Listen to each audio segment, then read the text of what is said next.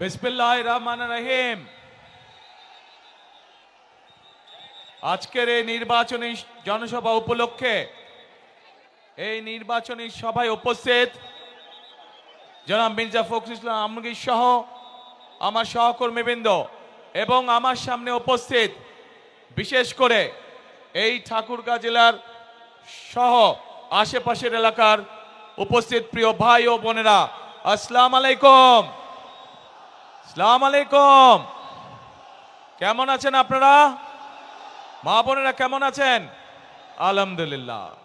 প্রিয় ভাই বোনেরা, আজ বহু বছর পর এই ঠাকুরগাঁর মাটিতে আমি আবার আসতে পেরেছি, সেজন্য আল্লাহর কাছে হাজার লক্ষ কোটি শুকরিয়া।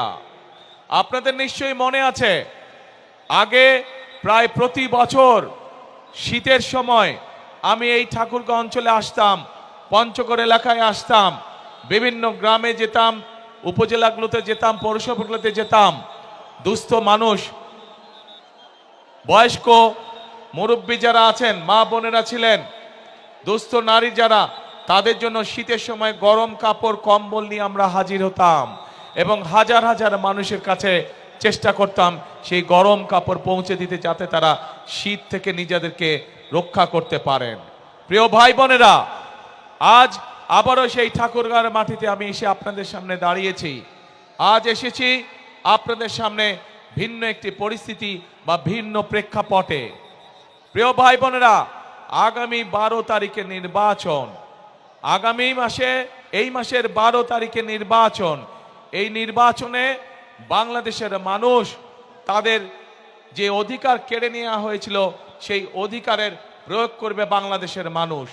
বাংলাদেশের মানুষ গত এক যুগ ধরে তাদের কাছ থেকে যে রাজনৈতিক অধিকার, কথা বলার অধিকার কেড়ে নেওয়া হয়েছিল, সেই অধিকার বাংলাদেশের মানুষ প্রয়োগ করবে। প্রিয় ভাই বোনের, এই মাঠের মধ্যে যে লক্ষ লক্ষ মানুষ আপনারা আজকে উপস্থিত হয়েছেন, এই মঞ্চের পাশে ছোট্ট একটি মঞ্চ আছে যেখানে কয়েকজন মানুষ বসে আছেন। এই মানুষগুলো গত 15 বছরে বিভিন্নভাবে গুম খুম অত্যাচারে নির্যাতন হয়েছে, তাদের স্বজনরা, সেই অত্যাচার নির্যাতিত পরিবারের সদস্যরা বসে আছেন। যেই মানুষগুলো আজ এখানে বসে আছেন, তারা তাদের যে স্বজনদেরকে হারিয়েছেন বিগত এক যুগ ধরে, সেই স্বজনেরা এই বাংলাদেশের মানুষের ভোটের অধিকার প্রতিষ্ঠিত করার জন্য, এই বাংলাদেশের মানুষের কথা বলার অধিকার প্রতিষ্ঠিত করার জন্য নিজেদের জীবনকে উৎসর্গ করেছে। নিজেরা বিভিন্নভাবে অত্যাচারিত হয়েছে, নির্যাতিত হয়েছে। প্রিয় ভাই বোনেরা, আজ বাংলাদেশের মানুষের কাছে, আজ বাংলাদেশের মানুষের সামনে সেই হারিয়ে যাওয়া যে অধিকার, সেই অধিকার প্রয়োগ করার সময় এসেছে। প্রিয় ভাই বোনেরা, 12 তারিখে নির্বাচন হবে। ভাই, এখানে বিজিবি সদস্যবৃন্দ যারা আপনারা হুইসেলিং করছেন, দয়া করে হুইসেলিংটা বন্ধ করে দেন। আপনারা হুইসেলিংটা বন্ধ করে দেন। হ্যাঁ, বসো বসো বসো বসো, কথা শোনো। এই হুইসেলিংটা বন্ধ করে দেন, হুইসেলিংটা বন্ধ করে দেন, হুইসেলিংটা বন্ধ করে দেন, তাহলেই সবাই ধীর স্থির হবে। এই যে প্রিয় ভাই বোনেরা, এই যে মানুষগুলো যারা জীবন দিয়েছে, যারা বিভিন্ন অত্যাচারিত নির্যাতিত হয়েছে, তাদের সেই মূল্যায়নকে কখনো বৃথা দিতে দেওয়া যায় না। এবং এইবারকার নির্বাচন শুধু দেশের জনপ্রতিনিধি নির্বাচিত করার নির্বাচন নয়, এবারকার নির্বাচন হবে আমাদের দেশকে পুনর্গঠন করার নির্বাচন। গত এক যুগ ধরে বাংলাদেশের মানুষ তাদের যেমন রাজনৈতিক অধিকারকে প্রয়োগ করতে পারে নাই, তারা কথা বলার স্বাধীনতা পায় নাই, ঠিক একইভাবে বাংলাদেশের মানুষ তাদের অর্থনৈতিকভাবে প্রতিষ্ঠিত হওয়ার অধিকার থেকে অনেক পিছিয়ে গিয়েছে। দেশে সঠিক পরিমাণের আমাদের তরুণদের, যুবকদের যে কর্মসংস্থানের ব্যবস্থা হওয়ার দরকার ছিল, সেই ব্যবস্থা হয়নি। দেশের নারীদের, মা বোনদেরকে মূল্যায়ন করার জন্য তাদের যেই স্বাবলম্বী করে গড়ে তোলার কথা ছিল, সেইটি হয় নাই।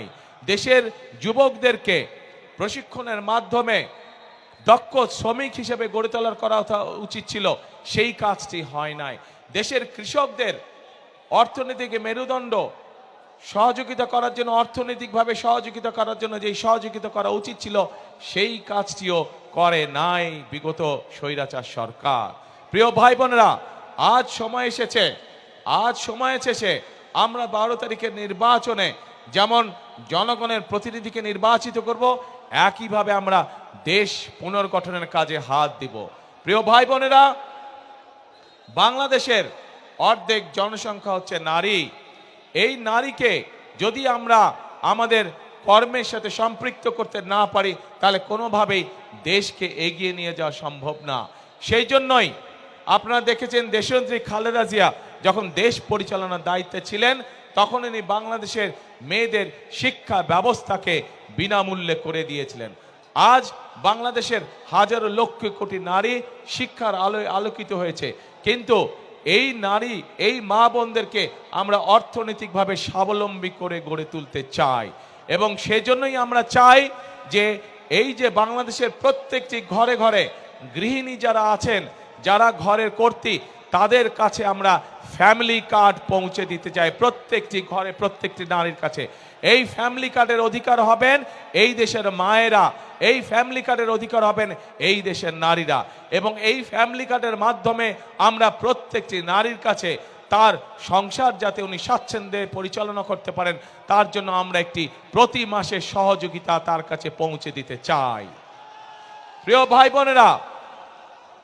বোনেরা, এই ফ্যামিলি কার্ডের মাধ্যমে আমাদের দেশের নারীরা ধীরে ধীরে অর্থনৈতিকভাবে স্বাবলম্বী হয়ে উঠবে। আমরা শুধু নারীদেরকেই সহযোগিতা করতে চাই না, একই সাথে আমরা আমাদের কৃষক ভাইদের পাশেও দাঁড়াতে চাই সহযোগিতার হাত নিয়ে। কৃষক ভাইদের জন্য আমরা কৃষি কার্ড নামে একটি কার্ড সকলের কাছে পৌঁছে দিয়ে দিতে চাই, যেই কার্ডের মাধ্যমে কৃষক ভাইরা সহজে ঋণ গ্রহণ করতে পারবে, যেই কার্ডের মাধ্যমে আমরা কৃষক ভাইদের কাছে সহজেই তাদের কাছে তাদের প্রয়োজনীয় সার, কীটনাশক ঔষধ, ফসলের বীজ আমরা তাদের কাছে পৌঁছে দিতে চাই। প্রিয় ভাই বোনেরা, শুধু এটি নয়, আমরা সিদ্ধান্ত গ্রহণ করছি 12 তারিখের নির্বাচনে বাংলাদেশের মানুষ ধানের শীষকে নির্বাচিত করলে, ধানের শীষের প্রার্থীকে নির্বাচিত করলে সারা বাংলাদেশে 10,000 টাকা পর্যন্ত যে কৃষি ঋণ আছে, সেই কৃষকদের সেই 10,000 টাকা পর্যন্ত কৃষি ঋণ আমরা মওকুফ করতে চাই। সকল কৃষকের 10,000 টাকা পর্যন্ত কৃষি ঋণ ইনশাল্লাহ আমরা মওকুফ করতে চাই। শুধু তাই নয়, প্রিয় ভাই বোনেরা, যে ক্ষুদ্র ঋণ বিভিন্ন এনজিও থেকে, রেজিস্টার্ড এনজিও থেকে বিভিন্ন মানুষ, দোস্ত মানুষ বিভিন্ন সময় যে ক্ষুদ্র ঋণ গ্রহণ করেছে সমগ্র বাংলাদেশে, কৃষক, জেলে সহ বিভিন্ন শ্রেণী পেশার মানুষ, সেই ক্ষুদ্র ঋণও আমরা সরকারের পক্ষ থেকে, জনগণের হয়ে সরকারের পক্ষ থেকে আমরা পরিশোধ করতে চাই, যাতে করে এই ঋণের বোঝা থেকে সাধারণ মানুষ রক্ষা পেতে পারে, নিজেদেরকে রক্ষা করতে পারে। প্রিয় ভাই বোনেরা, আমাদের এই উত্তরাঞ্চল, এই ঠাকুরগাঁ, এই দিনাজপুর, পঞ্চগড় কৃষি প্রধান দেশ, এই সমগ্র উত্তরাঞ্চল, আমরা চাই এই এলাকাগুলোতে আমাদের এলাকার মানুষ যাতে কর্মসংস্থানের ব্যবস্থা হয়, যাতে মানুষ চাকরি বাকরি করে স্বাচ্ছন্দ্যে থাকতে পারে। সেই জন্য আমরা সিদ্ধান্ত গ্রহণ করেছি যে কৃষকদের পাশে যেমন আমরা দাঁড়াবো, কৃষি কার্ড নিয়ে কৃষি লোন যেরকম আমরা মওকুফ করব, ঠিক একইভাবে আমরা এই এলাকাকে কৃষি নির্ভর শিল্প আমরা এখানে বিকশিত করব। যে কৃষির সাথে সম্পর্কিত যত শিল্প আছে, সেই সকল শিল্প কলকারখানা আমরা এই সমগ্র এলাকার মধ্যে গড়ে তুলতে চাই, যাতে করে এই এলাকার মানুষের কর্মসংস্থান হয়। শুধু তাই নয় প্রিয় ভাই বোনেরা, শুধু তাই নয়, এই এলাকায় বহু তরুণ যুবক সদস্য আছে, যুব সমাজের সদস্য আছে, যাদের কাছে শিক্ষার আলো আছে, কিন্তু তারা বেকার হয়ে বসে আছে। সেই জন্য আমরা সিদ্ধান্ত গ্রহণ করেছি যে আমরা এই এলাকার তরুণদেরকে, এই এলাকার যুবকদেরকে সঠিকভাবে বিভিন্ন বিষয় ট্রেনিং প্রদান করতে চাই। সেটা কৃষিতে হোক, সেটা যন্ত্রাংশে হোক, সেটা বিভিন্ন বিষয় হোক না কেন, আমরা আমাদের যুবকদেরকে, তরুণদেরকে ট্রেনিং দিয়ে দক্ষ শ্রমিক গড়ে তুলতে চাই, যাতে করে তারা তাদের নিজেদের এলাকায় হোক অথবা বিদেশে কর্মসংস্থানের ব্যবস্থা করে যেতে পারে।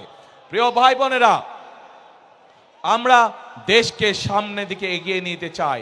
আমরা আন্দোলন করেছি, আমরা সংগ্রাম করেছি, জনগণকে সাথে নিয়ে, দেশের মানুষকে সাথে নিয়ে আমরা এখন দেশকে পুনর্গঠন করতে চাই। আমরা আমাদের দেশকে খাদ্যে স্বাবলম্বী করে গড়ে তুলতে চাই। আমরা আমাদের বেকারদের কর্মসংস্থানের ব্যবস্থা করতে চাই। আমরা আমাদের মা বোনদেরকে, সমগ্র বাংলাদেশে আমাদের মা বোনদেরকে শিক্ষিত এবং তার পাশাপাশি অর্থনৈতিকভাবে স্বাবলম্বী করে গড়ে তুলতে চাই। কিন্তু প্রিয় ভাই বোনেরা, এই কাজগুলো যদি করতে হয় তাহলে এই দেশের যে মালিক, এই দেশের মালিক কারা বলেন তো? কারা মালিক? জনগণ হচ্ছে এই দেশের মালিক। সেই জনগণের, সেই মালিকের সহযোগিতা ছাড়া আমাদের পক্ষে এই কাজগুলো সম্ভব নয়। এবং সেই জন্যই আজকে এই মঞ্চে দাঁড়িয়ে আমি আপনাদের কাছে আপনাদের সহযোগিতা চাচ্ছি, আপনাদের সমর্থন চাচ্ছি, আপনাদের কাছে ধানের শীষের জন্য ভোট চাইছি, যাতে করে যেই পরিকল্পনার কথা আপনাদের সামনে আমি তুলে ধরলাম সেই পরিকল্পনাগুলো যেন আমরা দেশের জন্য, দেশের মানুষের জন্য বাস্তবায়ন করতে চাই। কে ভাইরা, মা বোনেরা, আপনাদের সমর্থন কি আমরা পাচ্ছি ধানের শীষ? ইনশাআল্লাহ। প্রিয় ভাই বোনেরা,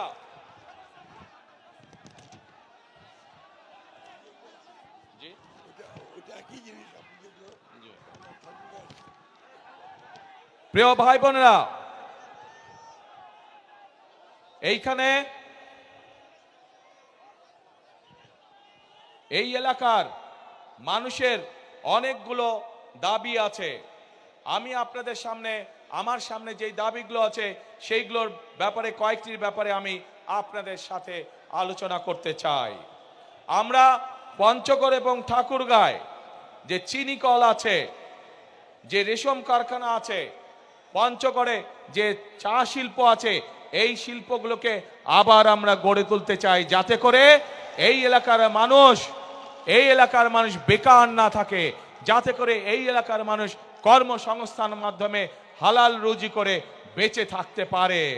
প্রিয় ভাই বোনেরা, আমরা ঠাকুরগাঁয় ক্যাডেট কলেজের একটি দাবি আছে, এই দাবিটি আমরা চেষ্টা করব ইনশাআল্লাহ বাস্তবায়ন করার জন্য। প্রিয় ভাই বোনেরা, আগেই বলেছি আমি যে স্থানীয় যে কৃষিজাত পণ্য আছে, এই পণ্যগুলো অনেক সময় কৃষক ভাইদের জন্য সমস্যা হয়ে যায়, এই পণ্যগুলোকে তারা ঠিকভাবে প্রিজার্ভ করতে পারে না। সেই জন্য এই সমগ্র এলাকায়, ঠাকুরগাঁ সহ, পঞ্চগড় সহ, দিনাজপুর এলাকায় আমরা বিভিন্ন জায়গায় যেখানে যেখানে প্রয়োজন আমরা কৃষকদের উপযোগী করে হিমাগার তৈরি করতে চাই, যেন তারা তাদের উৎপাদিত পণ্য সঠিকভাবে সংরক্ষণ করতে সক্ষম হতে পারে। প্রিয় ভাই বোনেরা, এই এলাকায় বহু শিক্ষিত যুবক আছে যারা আইটিতে কাজ করে থাকেন। সেই জন্য আমরা এই এলাকায় কৃষিকে যেরকম জোর দিব, কৃষির সাথে সম্পর্কিত শিল্প কারখানা যেমন গড়ে তুলব, একইভাবে যারা আইটিতে কাজ করে তাদের জন্য আইটি পার্ক বা আইটি হাব আমরা গড়ে তুলতে চাই, যাতে এলাকার ছেলেরা এলাকা থেকেই তারা তাদের কর্মসংস্থানের ব্যবস্থা করতে পারে। প্রিয় ভাই বোনেরা, এখন প্রিয় ভাই বোনেরা,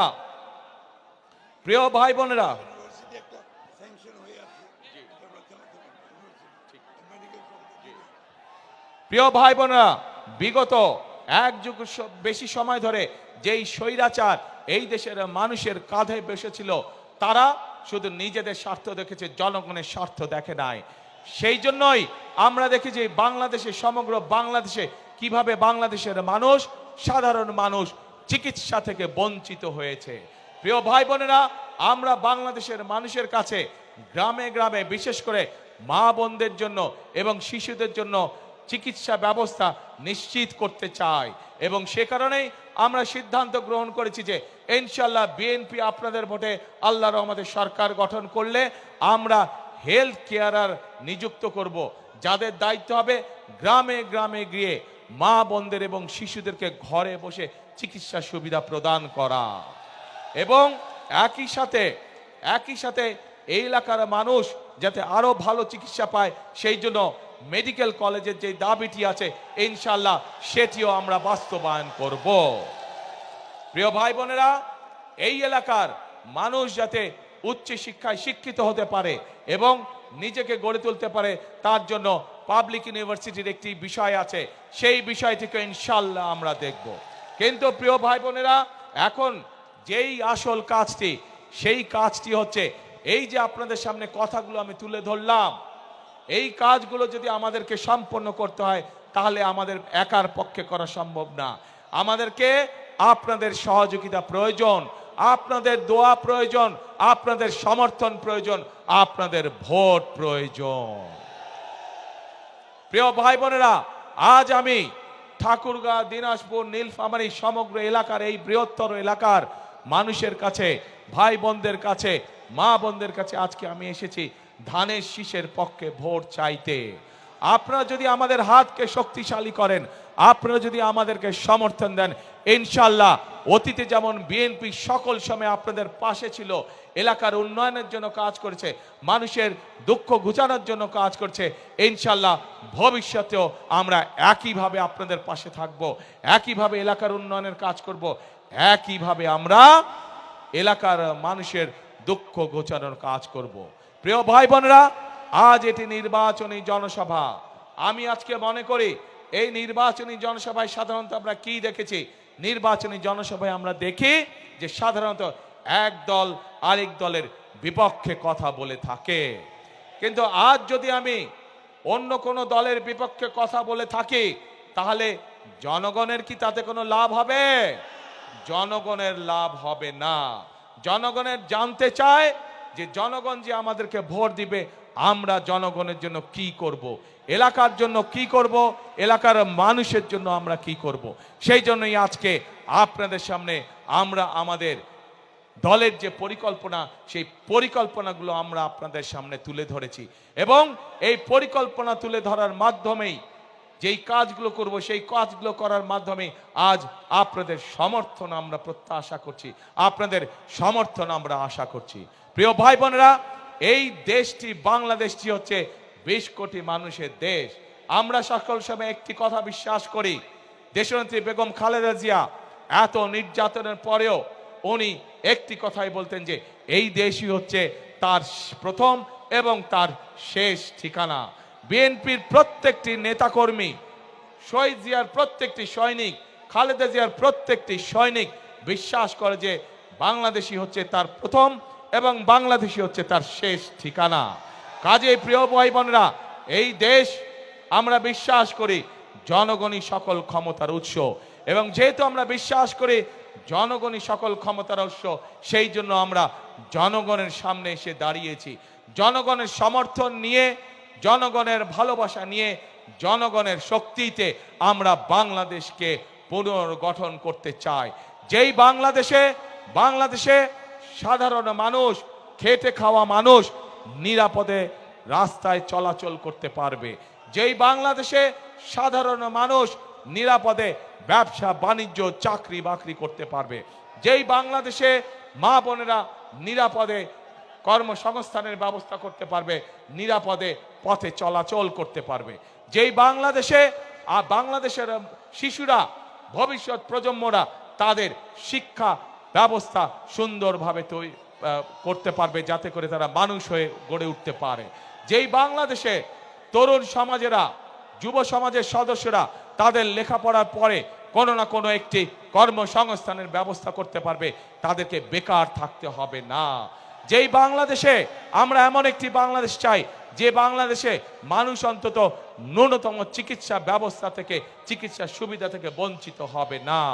প্রিয় ভাই বোনেরা, এইরকম যদি একটি বাংলাদেশ আমরা গড়ে তুলতে চাই, তাহলে আপনাদের প্রত্যেকটি মানুষের সহযোগিতা আমাদের প্রয়োজন, সমর্থন আমাদের প্রয়োজন।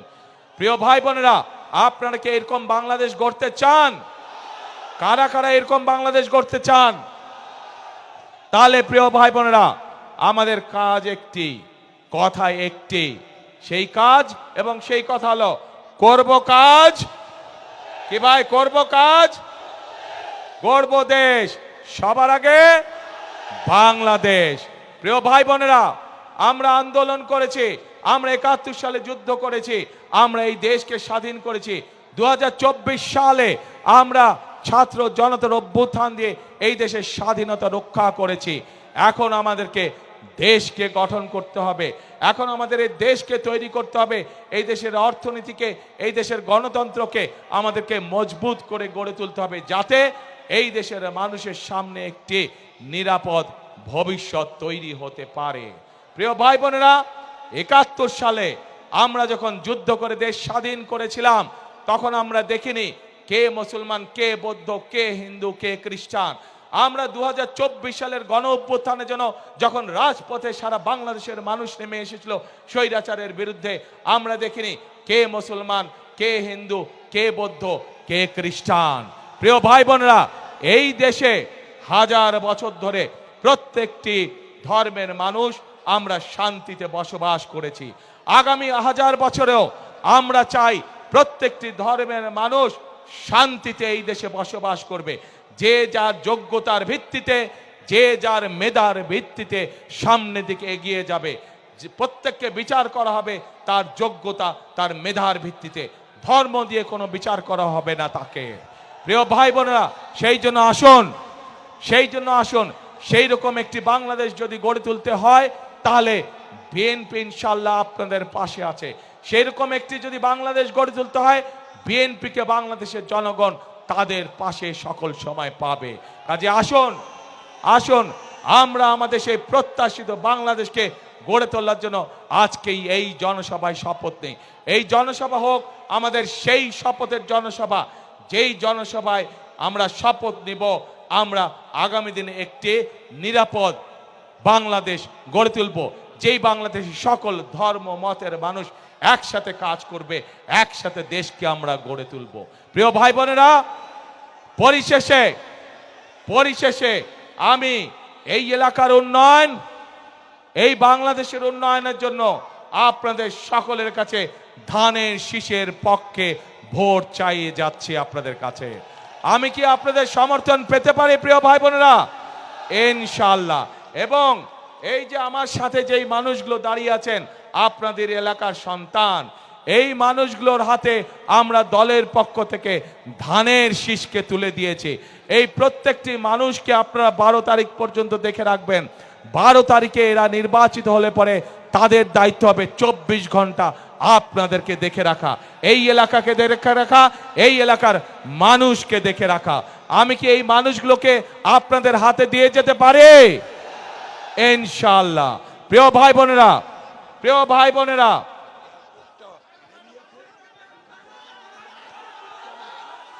আমাকে মির্জা ফখরুল ইসলাম সাহেব বললেন যে এই এলাকার এয়ারপোর্টটার কাজ অনেক দূর এগিয়ে গিয়েছে। ইনশাআল্লাহ বিএনপি আগামী ১২ তারিখে নির্বাচনে সরকার গঠন হলে যত দ্রুত সম্ভব আমরা এই এলাকার এয়ারপোর্ট ইনশাআল্লাহ চালু করব। প্রিয় ভাই বোনেরা, আজ এই জনসভায়, লক্ষ মানুষের জনসভায় আজ আমি পরিশেষে আপনাদের সকলের সমর্থন ধানের শীষের পক্ষে চেয়ে আমার বক্তব্য শেষ করছি। ইনশাআল্লাহ আগেও যেমন আমাকে পেয়েছেন আপনাদের পাশে, ইনশাআল্লাহ ভবিষ্যতেও পাবেন আমাকে আপনাদের পাশে। আল্লাহ হাফেজ। বাংলাদেশ জিন্দাবাদ, বাংলাদেশ জাতীয়তাবাদী জিন্দাবাদ। শেষ কথা একটাই, করব কাজ কে গর্ব দেশ সবার আগে, বাংলাদেশ সবার আগে, বাংলাদেশ। আল্লাহ হাফেজ।